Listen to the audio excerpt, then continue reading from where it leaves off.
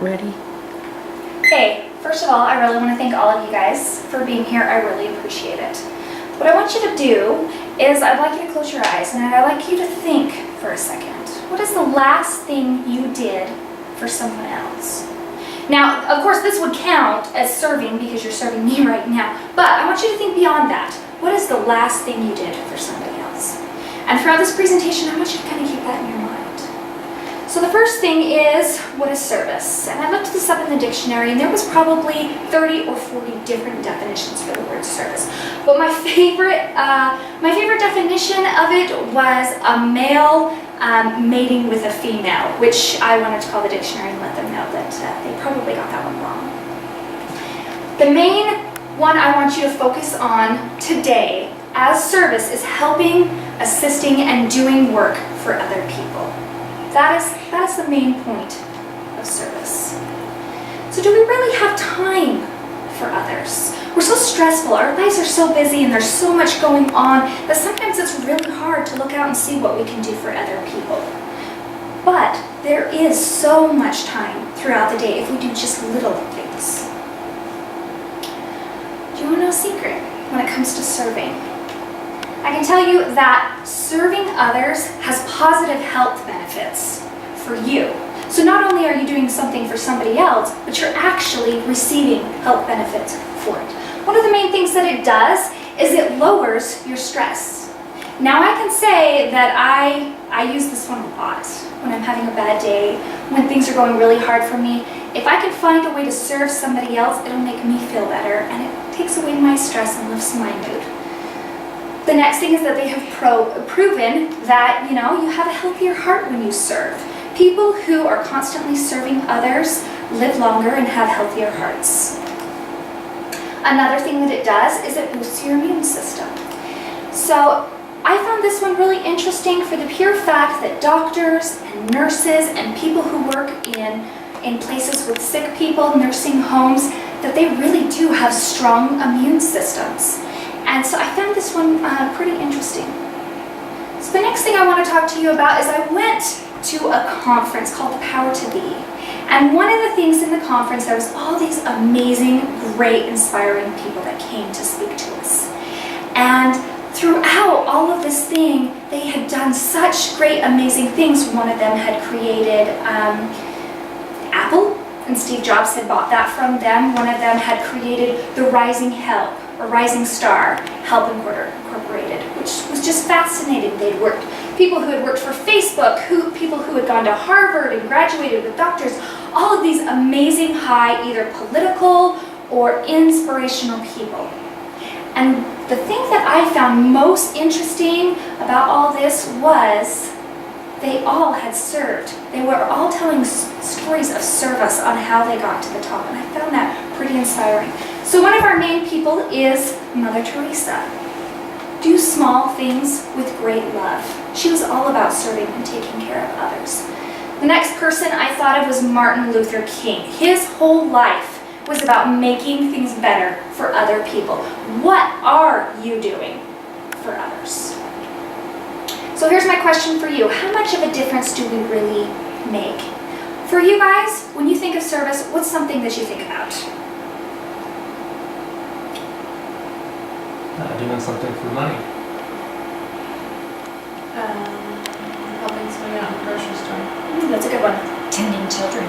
Ooh, How much nice. time is it going to take? How much time?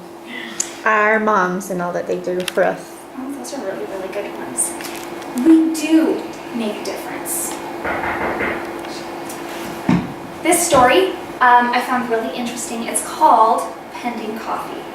And what happened here is there was a visitor who was visiting Nepal's Italy. And he went to this small coffee shop and he was sitting down and a man came in and he asked for 5 coffees, 2 to go, 3 pending. And the guy was very curious and he turned to the waitress and he said, "Ma'am, what is pending coffee?" And she smiled and she says, you just wait and see. And so he continued to watch these people as they were going through the day. And some people would come in and just buy their regular food and leave, but others would come in and buy meals or buy coffee and call them pending. and pay for theirs and pay for all of it and take theirs and leave. And so later, a little bit later, there was a homeless man that came in, and he went meekly up to the waitress and he asked softly, "Ma'am, do you have any pending coffee?" And she smiled at him and she smiled at the visitor and she says, "Yes." So the whole point of this little coffee shop is people can come in and they can prepay for things so that people in need can come and get the help that they need, and they know that they can receive help there. The thing is, he didn't know who was buying the coffee for him, and the person that bought the coffee didn't know what they were doing for him, but it still made such a big difference. The other one I want to talk about is the soldier. Now this is a pretty inspiring one for me personally. So there was this young soldier who was very tired, and the nurse could tell he was very anxious and was sitting at her desk. And the nurse came up to him and said, "Come here," and hurries and takes him back to a room. And she leans over to this man and she says, "Man, your son's here." And she had to reply this a couple times in order for the man to open his eyes and even acknowledge her. And when they did, the man reached out his hand and the soldier grabbed his hand with strength and conveyed love and encouragement in it. The nurse brought the soldier, who was a Marine, brought him a chair, and the Marine sat with him all night, and he just whispered words of encouragement. The dying man never said anything. Occasionally, the nurse would come in and offer to relieve him, but the Marine never left this man's side.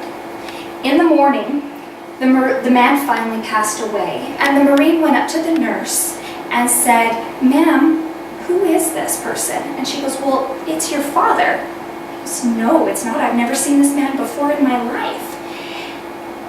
And she goes, "Why didn't you say something to me? You spent all night with him. Why didn't you say something?" And he goes, "I could obviously tell that this man was in need. And he had been on so much medication that he couldn't tell that I was not his son. And for whatever reason, his son couldn't be here. I came yesterday to tell Mr. William Gray that his son had been killed in Iraq. Ma'am, who was this man?" And the nurse, with tears in her eyes, says, "This is Mr. William Gray." What a difference he had made in that dying man's life.